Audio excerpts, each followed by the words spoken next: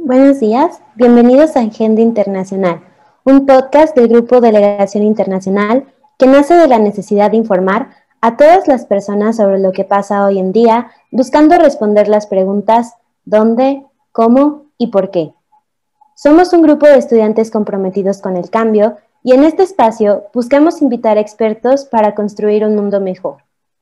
Nuestro primer capítulo lo dedicaremos al ODS 5, Igualdad de Género y Empoderamiento de la Mujer.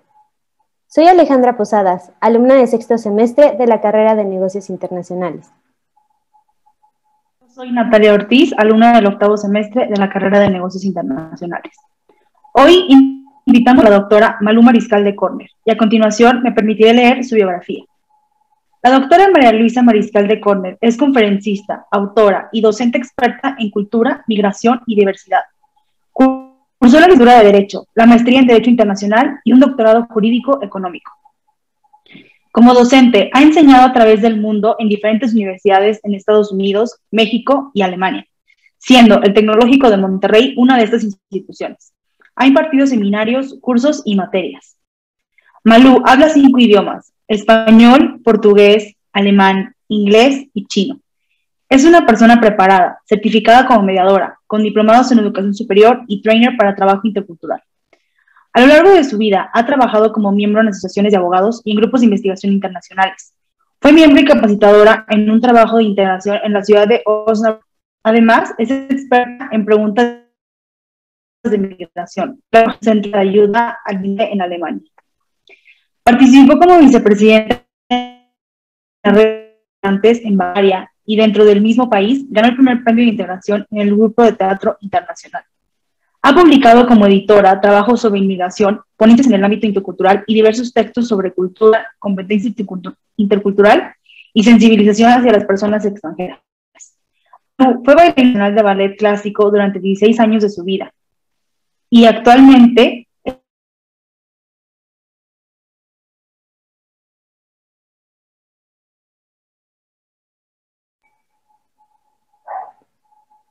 Actualmente está casada con un alemán y tiene un hijo de 2 años. Malú, bienvenida y muchas gracias por aceptar estar en nuestro primer capítulo del podcast Agenda Internacional. Y sin más preámbulos, daremos inicio. Muchísimas gracias por la invitación y es un honor para mí acompañarlas aquí y empezar justamente con este tema que tiene tanta relevancia social, tanto para nosotros como para todos los oyentes que están y bueno, los que también están viendo ahora el video en forma simultánea en Facebook. Muchísimas gracias por la confianza y espero resolver con satisfacción las preguntas que ustedes me hagan. Bueno, para ti como mujer, ¿qué representan los diferentes esfuerzos que se han hecho a favor de los derechos? Bueno, mira, los esfuerzos que se han hecho son buenos, pero no son suficientes. Yo lo veo como una lucha continua que tenemos que hacerlo ahí, no solamente por la mujer, sino por otros grupos que también son marginados. Los inmigrantes, por ejemplo, los transgénero, por ejemplo, los niños, los ancianos, son grupos que siempre necesitan de esto. Es por eso que yo amplío muchas veces en mis investigaciones lo que es la diversidad y la inclusión, porque esos esfuerzos tienen que seguir apaleando prácticamente a la sociedad para poder cambiar paradigmas que son de años y para poder enseñar a nuestros niños a vivir en un mundo mejor. Sí, claro, concuerdo contigo. Al conocer tu currículum y también algunas de las cosas que has hecho, sabemos que trabajas con temas relacionados a la inclusión y a la diversidad.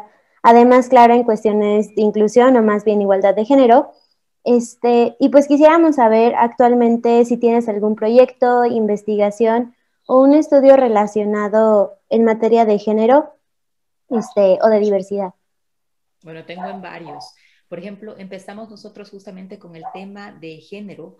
¿Por qué? Porque hemos visto que en las universidades entran y son más del 54% de mujeres que están ahí, o sea, son prácticamente más en todas las carreras, no solamente en las carreras sociales o en la parte de humanidades, como siempre lo pensábamos, también en las técnicas. Las mujeres han avanzado muchísimo, pelean mucho, les encanta formarse y están ahí. Entonces queríamos ver dónde fallaba, por qué no llegaban tanto al escalafón laboral cuando ya empezaban a trabajar y qué era lo que pasaba. iniciamos un proyecto con la Universidad de Würzburg, con la cual hemos hecho también muchos encuentros y hemos fundado una especie de mentorado, una mentoría, porque hemos descubierto en muchos análisis y en muchos textos que la mujer, muchas veces el problema que tenemos nosotros como mujeres es que no tenemos líderes a los cuales podemos imitar, puesto que las mujeres que llegan a estos puestos están en la disyuntiva de escoger familia o trabajo. A mí me pasó esto, como tú dijiste, yo tengo un hijo y al estar embarazada y tener mi hijo tuve mucho más fuerza todavía para empezar ese tipo de proyectos, para ver qué tipo de problemas habían ahí, cómo podíamos ayudarlas, no solamente a los estudiantes, sino después a las trabajadoras, a las empleadoras o quizá también a los miembros de consejo. Y encontramos muchas mujeres que estaban dispuestas a ayudarnos en empresas para hacer un programa mixto de mentoría, no solamente para motivar estudiantes, sino para mostrarles que sí se puede, que la disyuntiva de o familia o trabajo no existe, que no es o, sino es incluso tanto la familia como el trabajo, y que como mujeres no solamente podemos hacer una cosa, sino que estamos en nuestro derecho de poder ampliar esto y poder seguir algo para desarrollarlo más. Como tú dijiste, también es importante ver que la inclusión es algo que es un poco más grande que la diversidad, porque podemos tener una empresa diversa con la cual tenemos mujeres, tenemos inmigrantes, tenemos ancianos, pero esos también pueden estar marginados en su esquina. Y es por eso que ahora hablamos de inclusión, significa incluirlos y no preguntarme a mí cómo me ayuda ellos a mi empresa, sino cómo puede ayudar la empresa a sus trabajadores para que los trabajadores se puedan reconocer con la empresa y estar adentro con eso. Alrededor de esto desarrollamos con mi empresa un concurso internacional que se llama Be Different, que significa el ser diferente. En Alemania hay una institución muy grande que es la sombrilla de todo esto, que es la Carta der Vielfalt. Significa, es una carta, una declaración de toda la diversidad, de todo lo que es diferente, para aprender que lo diferente es bonito. Y este concurso que nosotros hicimos se basaba en fotografiar a amigos, a compañeros de trabajo o incluso a gente que tú conocías que no encajaban en los clichés en los que siempre nos ponían. Por ejemplo, una abuela que escuchaba heavy metal, o una policía que tenía tatuajes, o un juez que, no sé, jugaba en su tiempo libre a ser profesor de rap, o alguna cosa así, algo que no encaja en el paradigma, simplemente para mostrar a la gente que la diferencia, el ser distinto es lindo y el que no todos queremos ser ovejas, porque para eso nos educan, para ser iguales y que la igualdad está bien en los derechos, pero no en la forma de ser de cada persona.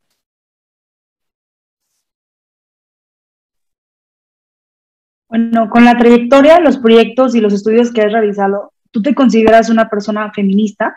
Y si sí, ¿cuál sería tu definición de feminismo?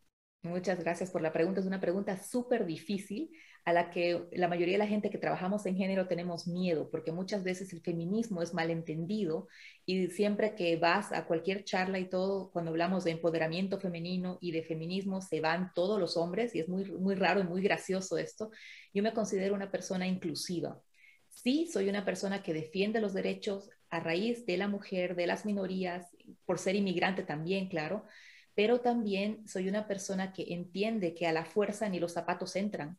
Entonces, esto de obligar a alguien a que haga algo que no quiere simplemente porque tiene que hacerlo en medio que no encaja conmigo. O sea, para mí el feminismo es, el movimiento feminismo es una política que se ha ido desarrollando alrededor de los años para luchar por los derechos. Lamentablemente se ha ido dividiendo, porque por ejemplo se luchaba por el derecho al voto, pero ¿qué pasaba con las mujeres negras? No tenían todavía el derecho al voto, entonces se formó el feminismo negro. ¿Y qué pasa con los transgénero, que ni siquiera son considerados como mujeres? ¿O qué pasa con los inmigrantes? ¿O qué pasa con las mujeres árabes, que por ejemplo se confunde mucho lo que es el ser árabe y el ser musulmán? No todos los árabes son musulmanes, como no todos los musulmanes son árabes. Entonces hay mucha complicación ahí de todo lo que son las definiciones y por esto sí soy una mujer que apoya por la lucha de los derechos para las mujeres y para las minorías, pero yo me considero una mujer inclusiva, no feminista. Ok, muchas gracias, Malu. Desde tu punto de vista multicultural y sobre todo después de aprender, pues de todas tus experiencias, ¿qué diferencias encuentras principalmente entre Europa y América Latina con respecto justamente al empoderamiento de la mujer? O sea, puede ser incluso desde qué se está haciendo en las empresas, en el sector académico, escolar, gobierno, o pues incluso socialmente. Está, en América Latina está impulsando muy fuerte todo esto porque, como les decía a ustedes, también estamos ya en la educación donde las mujeres se desarrollan, donde las mujeres quieren formarse. Lastimosamente faltan políticas fuertes que impulsen a todo esto. Lo que Europa tenía en los años 60, en los años 90, Latinoamérica está empezando ahora. Por ejemplo, en Europa se han establecido políticas tan fuertes. Una de ellas que me gusta mucho a mí, que está en Dinamarca, que está acá en Alemania, es de compartir el tiempo de padres. Esta licencia de maternidad que existe en nuestros países también, que no tengo entendido cuánto es, pero en muchos países es de un mes, 2 meses. En Europa, por ejemplo, en Alemania, tienes 3 años. El primer año, los primeros 7 meses, tiene que tomarlos la madre por cuestiones biológicas, que yo amamanto a mi hijo tiene que crecer conmigo, pero el resto del tiempo puede ser compartido con el padre, cosa que es muy innovadora en ese sentido, porque le da también al padre el tiempo con el hijo, cosa que también para los padres, para no discriminarlos a ellos, también es muy importante. Y las empresas tienen que aceptar esto. Muchas de las empresas todavía están como que reacias a aceptar esto, pero hay cosas que se pueden movilizar mucho con políticas especiales. Por ejemplo, en Dinamarca existe también una compatibilidad de horarios para que no me pongan reuniones en el trabajo que sean a horarios que no son compatibles con mi familia, por ejemplo, a las 7 de la noche, a las 6:30, porque si tengo niños pequeños es imposible ese horario.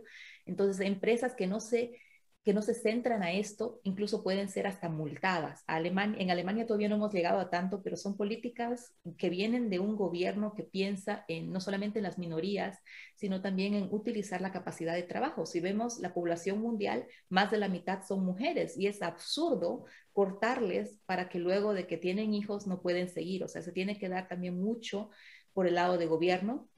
Tienen que las compañías apoyar esto, esta cata de AFILFA que yo les mencioné al principio, esta declaración de la diversidad en Alemania que se fundó en el 2011, empezó justamente por eso, para obligar socialmente a las compañías a que ellos realicen políticas de diversidad en la misma compañía y de inclusión, siendo que la compañía estaba invitada a firmar este compromiso y en el compromiso tenían que decir qué es lo que iban a hacer, o sea, políticas concretas, qué es lo que iban a hacer, para cuándo lo iban a hacer y hasta dónde lo iban a hacer para que se vaya avanzando esto. Esto le falta mucho a Latinoamérica, el compromiso, el entender que la mujer es un ser social importante ahí, el revalorizar a la mujer con el trabajo que hace, también el trabajo no remunerado, que es muy difícil, es muchas veces más difícil que escribir 2 doctorados, se los aseguro, y además también eso da el reconocimiento social y le quita todo ese peso que cargamos. Es una mochila muy pesada la llevamos al ser mujer porque tienes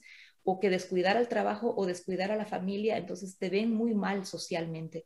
Si no sé si les ha pasado a ustedes siempre que ustedes como estudiantes también lo ven, que cuando estás en la universidad y luego te vas en la noche y sales, hay mamás también universitarias que son estudiantes y lo primero que le preguntan, ay, ¿con quién dejaste a tu hijo? Bueno, pues con su papá o con mis papás o con alguien, porque me preguntan a mí, a un hombre que es papá, nunca le van a preguntar eso. Entonces hay que reeducar a la sociedad, políticas fuertes que nos ayuden a poder entender que la mujer vale, que lo que hace la mujer es mucho y que la mayoría de las veces no está reconocida ni en el ámbito laboral, en el ámbito corporativo con una mejor paga, ni tampoco en el ámbito familiar, porque se da por sobreentendido que ella lo tiene que hacer. Bueno, Malo, ¿tú piensas que debe de existir la cuota femenina? ¿Consideras que es un paso a favor o en contra? En los años 60 estaba muy bien porque nos tenían totalmente marginadas. Actualmente me parece que no, y te lo explico por qué. A un principio, cuando se inició esto, era prácticamente abrirle un poco la puerta a la mujer en un sistema donde el paradigma tenía que cambiarse ya, porque si nos sentábamos a esperar, el paradigma iba a durar otros 100 años. Y lo hicieron y empezó y funcionó. El problema es que ahora estamos en una sociedad que cambia más rápido de lo que pensamos, lo vimos ahora con la pandemia, ahorita yo estoy en Alemania, quizás una de ustedes esté en México, la otra en los Estados Unidos, y estamos en distintas partes del mundo porque nuestro mundo se mueve muy rápido. Si ahora tú pones cuotas en una empresa y los obligas, como en Noruega, que se los obliga por ley a hacer esto, el problema es que las mujeres se van a ver como mujeres cuota. Si yo llego a una posición, me dicen, ah, pues es porque Malú no es buena, es porque tienen que llenar la cuota, entonces más o menos porque ni modo. Entonces todo el esfuerzo que tú de verdad haces ahí, a mi parecer, no es nada reconocido porque justamente eres solamente una cuota y eso me parece uno de los grandes problemas actualmente. O sea, ya las puertas están abiertas, tenemos la posibilidad de poder compartir el trabajo del hogar, de poder educarnos a nosotros mismas muchas veces de que todo lo que hacemos no tenemos que hacerlo, sino que podemos hacerlo. Y yo creo que con las cuotas sería un paso hacia atrás que haríamos. Claro, de que el trabajo sea valorado y también nosotros creer que somos capaces. Exactamente. Malu, de acuerdo a tu experiencia y sobre todo tus estudios, ¿cómo es que la diversidad puede ser un escalón y no una brecha para la equidad de género? También sobre todo considerando la interseccionalidad, la intersexualidad, la diversidad de identidades de género, las minorías, como tú mencionabas, y pues otros aspectos que también puedan estar relacionados. Muchas gracias, muy buena pregunta. Eso lo vemos también cuando hacemos algún tipo de pregunta, incluso con personas de carreras diferentes, cuánto enriquece una respuesta distinta. La diversidad nos lleva a perspectivas distintas, nos lleva a poder entender culturas diferentes, formas de pensar distintas, y quizá eso lleva a poder encontrar una respuesta que nunca lo habríamos pensado. Y como hemos dicho, es una reeducación para la persona, para que vea que el ser diferente no es un problema, sino es una ventaja, porque cuando somos niños, lamentablemente todos nos vamos a la escuela y nos enseñan lo mismo y nuestras capacidades individuales no se ven fortalecidas. Si a mí no me gusta la matemática, pues porque tengo que aprenderlo. Con 25 otros niños tengo y cuando termino la escuela es muy frustrante porque ahí necesito ser especial para que la empresa me tome, si no, pues no me toman. Entonces, empezar a entender a través de la educación, que es lo mejor para matar prejuicios, solamente la educación puede hacerlo, a través de la educación que el ser diferente es una ventaja, que me guste el ser distinto, que el ser distinto para mí sea lo mejor que yo tengo para dar, porque la gente no contrataría a nadie que es igual. Tú no te buscas un novio que es igual a los otros, tú simplemente escoges lo que es especial y eso es lo que hay que volver a relocalizar, relocalizar, perdón, en la cabeza de las personas para que lo entiendan. La diversidad solamente puede enriquecer en perspectiva, en ideas, en avance y en innovación. Bueno, hablando un poquito de lo que decías de la educación, Malú, tú como mamá de un niño, ¿cuál crees que es el rol que juegan las mujeres para no fomentar el machismo desde casa? Uy, un rol súper importante. Y ese problema es que nosotros tenemos el machismo bien adentro, nosotras las mujeres.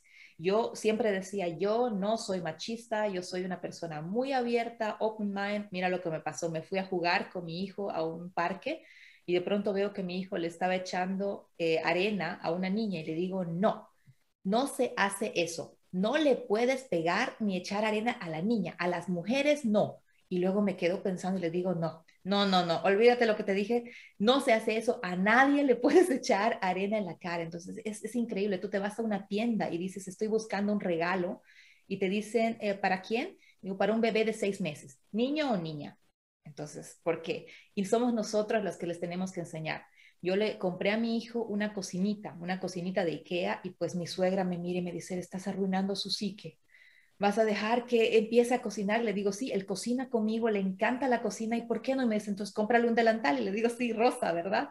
No se preocupe, no le va a pasar nada, y de verdad no le pasa nada. Yo creo que esa mentalidad todavía cerrada, que aún la tenemos muy adentro de nosotros, tenemos que empezar a cambiar para que estos hombrecitos que estamos criando ahora puedan ser hombres que respeten los derechos, que sean abiertos para toda esta integración que tenemos para la vivencia del mundo que cambia tanto, ¿verdad? O sea, los estigmas, los estereotipos que están en nuestras cabezas, no los pasemos a nuestros hijos. Ellos aprenden todo nuestro, todo lo de nosotros. Entonces, regálenles las cocinitas, también con los colores. Si tú vas, a mi hijo le encanta el rojo, intenta encontrar una camiseta para niño en rojo, casi no hay, o sea, siempre tienes además los mensajes, ¿verdad? Yo amo las princesas, y para el niño, yo soy astronauta, yo voy a conquistar el mundo. Entonces, hasta ahí ves en la publicidad, en los colores, en la educación, tenemos que cambiar todo esto y nosotros como madres tenemos una posibilidad ahí enorme porque la madre es la que pasa actualmente también, según las estadísticas, mucho más tiempo con el hijo. Entonces, si yo a mi hijo le enseño que cocinar no es malo, que cocinar es algo que él puede hacer, que yo puedo hacer, que su papá puede hacer, él lo va aprendiendo. Y eso es lo que queremos, que se cambie todo de raíz y solamente nosotras las mujeres podemos hacerlo. Sí, claro, y también estos estereotipos luego pues afectan las tareas diarias que son parte para un ser humano solo para ser independiente, ¿no? Independizarse. Entonces, pues sí es necesario romper con estos estereotipos. Actualmente, pues en América Latina, especialmente, se está viviendo una violencia constante hacia las mujeres y incluso hacia hacia las niñas, y que lo peor de todo es que pues se encuentra generalizada, ¿no? También sabemos que esta violencia está sustentada en distintos factores individuales, sociales y culturales, y pues uno de los principales es básicamente el machismo. Teniendo esto en mente, me gustaría mucho preguntarte, ¿cómo es que se pueden romper estas tradiciones que justamente afianzan el machismo? Las tradiciones son lo más difíciles de romper del mundo, porque el problema de las tradiciones son que no piensas por qué lo haces, tú simplemente lo haces. Pensemos en la Navidad. ¿Quién te dice que tienes que comprar un arbolito y adornar el arbolito? Aquí en Alemania se compran incluso árboles reales, no de plástico como nosotros lo hacemos en América Latina. El problema de una tradición es que no hacemos una reflexión de por qué hacemos algo, simplemente lo hacemos. El centro de la violencia de género también está en la educación, para poder enseñar al niño que la mujer vale, no por el hecho de ser mujer, sino por el hecho de ser humano. No podemos hablar del maltrato a la mujer porque, bueno, pues la mujer no cumplió con eso, y empezar a cambiar el machismo estructural desde la casa, desde la educación. La educación para mí es la llave de todo aquí, pero la verdad es que una tradición solamente se cambia en el momento en que tú pones nuevas tradiciones, y poner nuevas tradiciones se pueden hacer en una casa, en una familia, lamentablemente solamente a través de las generaciones. Vemos que las familias turcas, por ejemplo, en Alemania, que llegaron en los años 50 de pueblos en Turquía que eran muy tradicionales, en los que se daba la venganza de sangre: si tú matas a uno de mi familia, yo te mato a otro, ojo por ojo. Esas tradiciones que no tienen nada que ver con la religión, que son más tradición, son algo que se han dado de generación en generación, y que ahora de verdad hay unos problemas muy grandes con eso para poder controlar esto. Hay muchas asociaciones que ayudan a estas mujeres a que escapen, porque el valor, la valorización de la mujer se pierde con todo esto. O sea, una tradición, hay que empezar a ver que no todas las tradiciones son buenas, empezar a analizar qué le enseño a mi hijo, empezar a analizar, ¿está bien que yo le grite a mi mujer frente a mi hijo? ¿Aprende mi hijo esas conductas mías? Si yo vengo y le pego a su madre y le digo, ¿por qué cuando yo llego la comida no está en la mesa? Si cuando mi esposa cocina yo ni siquiera le agradezco. O sea, son pequeñas cositas que el niño aprende o la niña aprende, y lastimosamente son círculos viciosos que se van repitiendo. Entonces, lo primero es empezar a darse cuenta que como padres somos el ejemplo, ya sea malo o bueno, da igual, pero somos un ejemplo. El segundo punto es que algo estructural se cambia solamente si yo quiero empezar a reflexionar: ¿hago bien esto? ¿Hago mal esto? ¿Y qué mundo quiero dejarle a mi hijo? ¿Quiero que mi hija tenga miedo al salir a la calle por estar vestida hoy con un top o una minifalda y que se sienta mal, que se sienta objeto? No, quiero tener una mujer que es fuerte, que puede mostrarse y que no tiene miedo de ser asaltada a dos callos. Eso es todo con la educación, todo intentando hacer una reflexión sobre lo que yo hago, sobre cómo yo me porto, porque eso aprenden mucho en las familias. Y el siguiente punto, empezar a respetar a la mujer por el hecho de ser humano, ni siquiera por el hecho de ser mujer, sino por el hecho de ser humano, es nuestro derecho.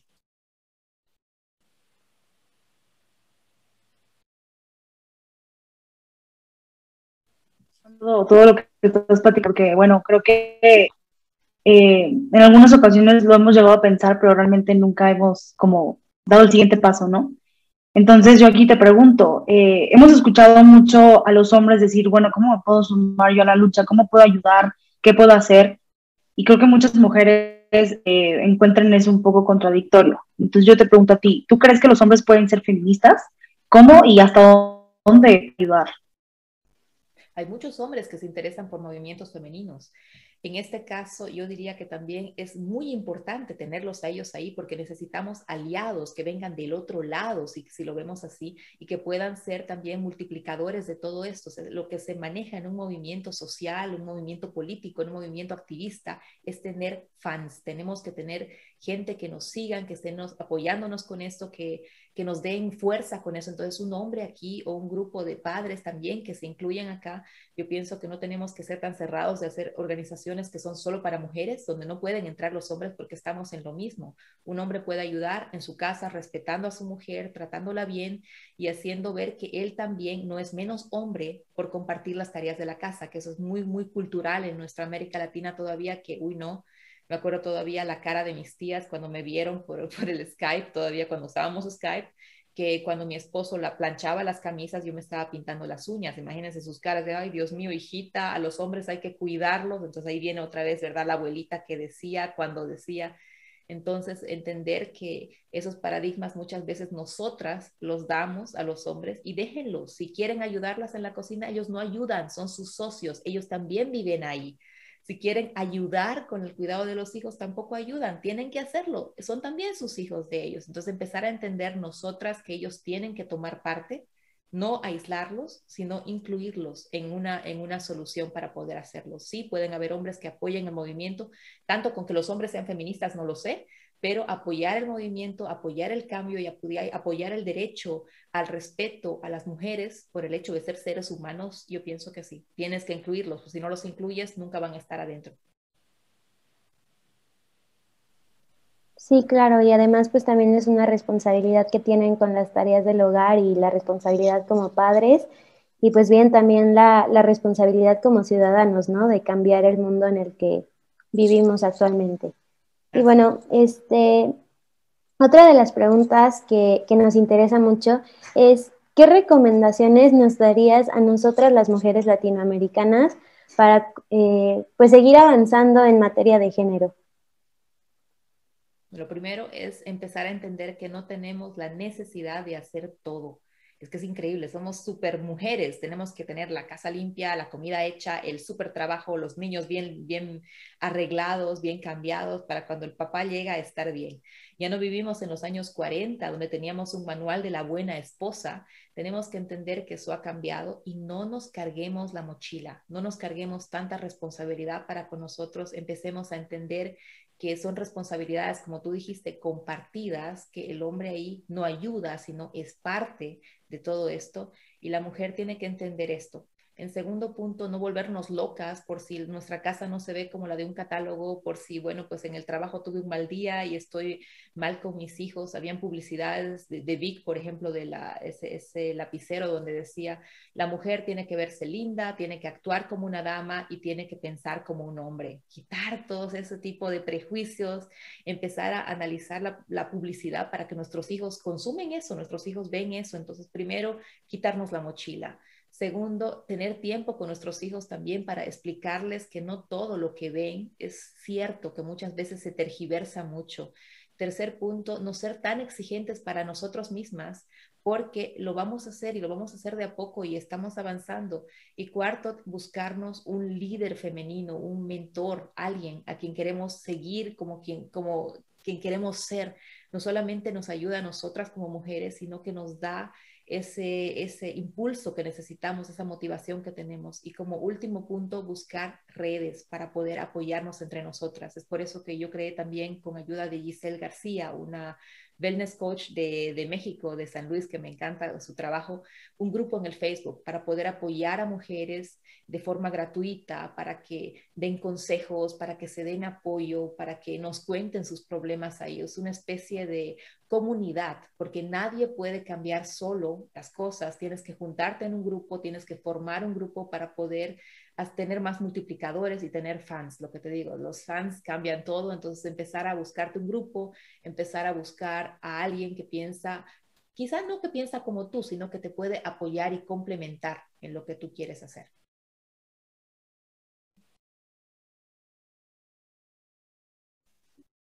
Bueno, Malu, tenemos varias preguntas del público que te vamos a hacer en este momento. Y una de ellas es, ¿crees que la frase, la peor enemiga de una mujer es otra mujer, sea cierta? Difícil. Muchas veces sí. Las mujeres somos muy exigentes y muchas veces exigimos más a las otras mujeres. Les ha pasado quizá a ustedes cuando se van a una entrevista de trabajo y dicen, ay no, Dios mío, que me toque un hombre, que me toque un hombre, porque si te toca mujer te saca. ¿Y por qué? Porque las mujeres nos estamos comparando, que si es más bonita, que si trae otro coche que es mejor que el mío, que el novio está más guapo. Dejemos de atacarnos como género. Sí, es cierto, hay mucha dificultad con esto, no generalicemos, no todas las mujeres son así, pero empecemos a formar una comunidad de ayuda. No estamos en competencia, hay suficiente para todos, no estamos compitiendo quién va a ser el mejor. Cuando hablo con muchos colegas les digo, es que yo no tengo miedo a la competencia porque no hay nadie igual a yo, igual a mí, perdón, no hay nadie igual a mí.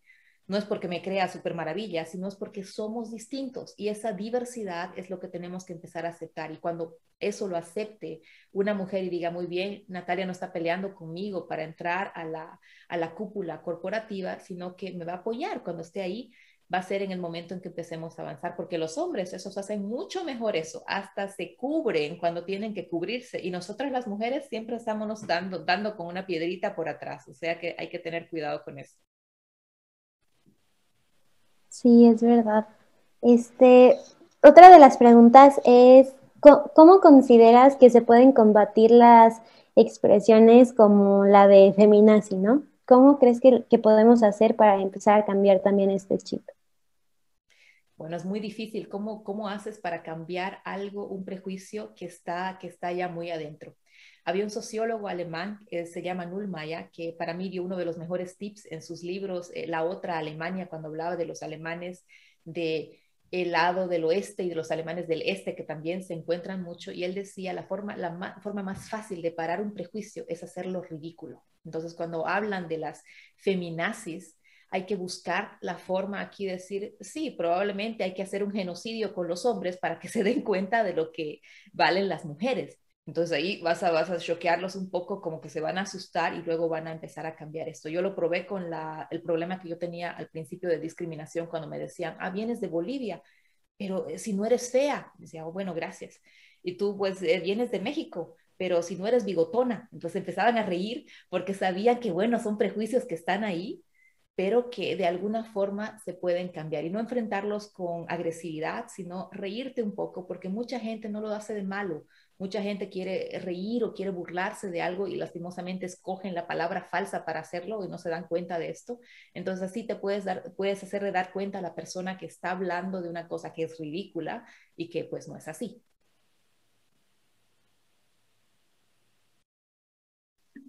Sí, claro, y creo que a lo largo de la historia hemos escuchado demasiados prejuicios y demasiadas presunciones que vienen de nosotras las mujeres y también, como dices, ¿no? O sea, por ser mexicanas tenemos que, de cierta forma, y ¿no? La verdad es que sí. Bueno, ¿tú crees que las monarquías son un gran ejemplo de machismo? Mira, bueno, la reina Isabel es una de las monarcas que más vive, pero sí, tienes razón. En la monarquía era visto el rey como hombre, sí. Es más, en muchas monarquías solamente se permitía que el hombre era el que herede la corona, claro, son modelos antiguos. Y como en la antigüedad también lo vemos incluso en algunas partes de la Biblia, que no es nada abierto, entonces tenemos que ver también en la antigüedad el tiempo, la época. Incluso en Alemania, yo les digo, chicas, que hasta 1991 estaba prohibido que la mujer trabaje de noche. Entonces, imaginan si eras enfermera, si eras panadera, tenías que tener un permiso escrito del marido para poder ir a trabajar. Entonces es todo con la época. La monarquía era machista, sigue siendo, es algún modelo histórico que se quedó ahí, que lastimosamente también influye a muchas otras cosas de la sociedad de ahora, ¿no? Pero eso va con el tiempo, o sea, no podemos decir que se quedó y se estancó. Hay algunas cosas que siguen, como lo que les dije, la publicidad de Vico, hay otras publicidades que también muestran eso. Hay una de Nutella muy famosa en Alemania donde se ve a un papá que está haciendo el desayuno y dice, los papás también pueden hacer el desayuno. Ajá, sí, entonces, y ahí abajo todavía Feliz Día de la Mujer, o sea, cosas así, donde están metidos, muy metidos los paradigmas, pero tiene todo que ver también con el desarrollo del tiempo y la posición de la mujer en esa época. Claro, también hay que considerar los aspectos históricos, ¿no? O políticos. Este, ¿qué propones o qué crees que podríamos hacer tanto en las empresas como a lo mejor en las universidades para promover una sociedad incluyente? Empezar a decir no qué pueden hacer ellos para mi empresa, sino que puede hacer la empresa para ellos. Empezar a ver que el capital humano es lo más importante que tenemos, tanto en la universidad, viendo a los estudiantes como clientes, son mis clientes, en la empresa, viendo a mis trabajadores como personas que no están ahí obligadas, porque ni los zapatos entran a fuerza, entonces yo tengo que darles a ellos las posibilidades para que se desarrollen, para que desempeñen un buen trabajo, para que se motiven y para que estén bien. Y pienso que aquí, empezando con las políticas para mejorar la empresa, tenemos que ir incluyendo a toda esta gente. Por ejemplo, si incluimos a personas con discapacidades para poder permitirles rampas para que se puedan mover, si incluimos a mujeres, no poner horarios en los que hay reuniones corporativas en los que la mujer no puede, tener incluso, hay empresas, por ejemplo, en Dinamarca, en Noruega, en Alemania también tenemos, que tienen cuartos especiales para que la mamá pueda amamantar a su bebé si es que vuelve antes al trabajo. Entonces tienen que la empresa dar posibilidades a sus empleados, no para que la empresa se desarrolle más, sino para que los empleados quieran quedarse en esa empresa. O sea, yo hago algo por ellos, no les estoy pidiendo que ellos hagan algo por mí y que vengan a mi empresa para que mi empresa se vea bien, sino que la empresa esté tomando también una posición social también ahí y empiece a ver esto, porque hemos visto que las nuevas generaciones no son tanto como las antiguas. Ustedes no van a ir a una empresa que les promete un súper salario, quizá un 2 o 3% de la generación de ustedes. Ustedes, los millennials o los centennials que ya entran ahí, buscan el porqué de las cosas. Yo, ¿por qué hago esto? Yo me voy a esta compañía porque ellos no hacen experimentos con animales. Yo me voy aquí porque ellos ayudan a la ecología. Yo me voy aquí porque ellos no tienen bolsas de plástico. Entonces yo busco siempre el por qué y eso es lo que tiene que entender la empresa que quiere permanecer en el mercado, ser innovadora y permanecer los próximos años, que tienen que buscar el por qué para que sus empleados quieran quedarse con ellos y no al revés.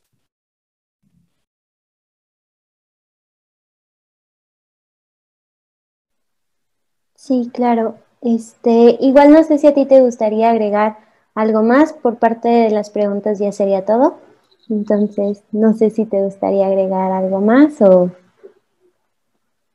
Bueno, que o- la educación multicultural, inclusiva, comienza en la casa, como lo habíamos dicho, que las universidades pueden desarrollar modelos de mentorías para que las estudiantes no se sientan solas, para que las personas que se sientan marginadas puedan quejarse, para las personas que no tienen las capacidades que los otros tienen también puedan sentirse incluidos en todo esto. Hay universidades acá, por ejemplo, que tienen centros para estudiantes que tienen enfermedades crónicas. Por ejemplo, puede ser reuma, puede ser algún tipo de arteriosclerosis, no, mentiras, esa no es, enfermedades crónicas como el reuma, enfermedades crónicas como el lupus, por ejemplo, que son enfermedades que no se ven, que yo la tengo, pero que muchas veces los estudiantes se sienten un poco discriminados por esto. Entonces, o incluso ayudas a estudiantes que son mamás, porque se ven todavía muy mal en la sociedad que un estudiante esté con su hijo y no, que medio que no.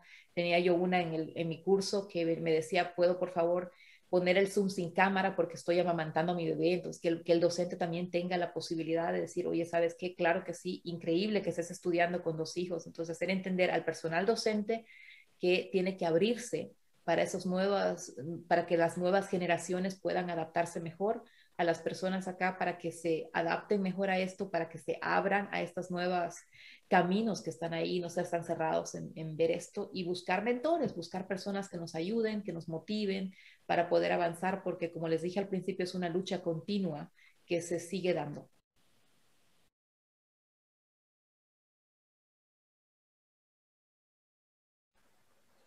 Sí, claro. Como bien dices, la educación es uno de los principales puntos que nos puede ayudar mucho a cambiar todo, no solo en cuestión de materia de género, sino de inclusión, de diversidad. Este, y bueno, también al hacer esto, pues podemos tener una sociedad más equitativa, más igualitaria en cuanto a derechos humanos, como tú lo decías, y no tanto como en cuanto a personalidades, ¿no? Este, y bueno, no sé si Nat, ¿gustas agregar algo? O... Bueno, Malu, la verdad me dio mucho gusto volver a coincidir contigo aquí, aunque sea virtual. La verdad es que esta plática ha sido muy enriquecedora. He aprendido más cosas de lo que, bueno, ya sabía. Creo que mucho de lo que platicábamos es, pues mucho está en nosotros las mujeres, ¿no? O sea, en creernos que podemos llegar a ser lo que nosotros queramos, y queremos ser doctoras, y queremos ser ingenieras, y queremos ser artistas, lo que sea, ¿no? Entonces, creo que eso es muy importante para todos los que nos están escuchando, y sobre todo las mujeres que nos están escuchando, o sea, saber que, bueno, o sea, nosotros creo que al final de cuentas nosotros podemos llegar a ser cualquier cosa, cualquier persona, y eso es algo muy, muy valioso, sobre todo en esta sociedad en la que vivimos ahorita, de mucha incertidumbre, de mucho caos, sobre todo ahorita en época de pandemia. Yo escuchaba por ahí que los casos de violencia familiar incrementaron porque, bueno, pues ahora estás en tu casa 24/7, y eso a mí se me hizo algo como muy alarmante. Si antes ya existían bueno, estos casos se incrementaron, y bueno, hay mujeres que siguen sin poder salir de su casa, ¿no? Y pues están ahora sí que viviendo con su enemigo. Entonces se me hizo muy, muy valiosa esta plática, y ojalá que a las personas que nos estuvieron escuchando pues se puedan dar algo y puedan aprender algo de lo que platicamos contigo. Hay una frase hay un proverbio turco que dicen, creerlo es crearlo, y de verdad es así. Entonces empiecen a creer eso. Lo que me decía sobre la violencia doméstica es terrible. En Turquía se aprobó una ley el 2014 justamente con esto, un poco muy avanzada para ese tipo de sociedad, donde decía, el que golpea tiene que irse. Significa, tanto la mujer como el hombre, si uno de los dos golpea, está obligado a irse de la casa. Entonces, algo que obliga también a las mujeres a tener cuidado con esto, porque aunque no me crean, hay también la asociación de maridos oprimidos que también son golpeados por sus mujeres o perseguidos, también hay, o sea, tampoco los podemos discriminar a ellos ahí. Entonces es mucho, es muy bueno lo que dijiste, empezar a creer para crear algo, y también si somos víctimas de violencia, tener el valor para decirlo y decir, ¿sabes qué? Estoy pasándola muy mal, ayúdame, para poder pedir ayuda, porque si no pides ayuda, no consigues nada. Sí, claro. Y bueno, también algo que me gustaría rescatar es pues todos los consejos que nos diste a nosotras las mujeres y también como mujeres latinoamericanas, ¿no? También creo que es importante estar observando continuamente qué es lo que se hace en otros lados, ¿no? Justamente también creo que es parte de la diversidad, de ver qué se hace en otros países, que ha sido efectivo y que además es un avance, ¿no? Para la sociedad. Y bueno, también algo que me gustó mucho fue que hayas compartido tu experiencia, tu opinión y pues claro, como esta parte educativa acerca de la experiencia que has tenido con tu niño y pues cómo también nosotros podemos ayudar a educar y que las generaciones futuras no repitan estos patrones, ¿no? Entonces, pues nuevamente te damos eh, las gracias, Malu, por parte de todo el equipo de Agenda Internacional, sobre todo por tu tiempo. Sabemos que andas ocupada y agradecemos a todas y todos que nos escucharon y esperamos verlos en nuestro segundo capítulo de Agenda Internacional. Gracias igualmente a ustedes por la invitación y otra vez por la confianza. Miren, yo no soy tan rápida como Nat. Ahí vamos. Aplausos para ustedes con todo, de verdad, muchas gracias. Yo pienso que es un tema importante porque, como decía Nat, es dar inspiración, dar motivación y dar apoyo. Son cosas que tenemos que darnos, especialmente en la situación que estamos viviendo ahora, porque es lo único que nos va a hacer salir adelante, porque el dinero, el puesto y la corporación puede esperar, porque la parte humana ahora es algo que está en el foco de todo. Claro, muchas gracias, Malu. A ustedes.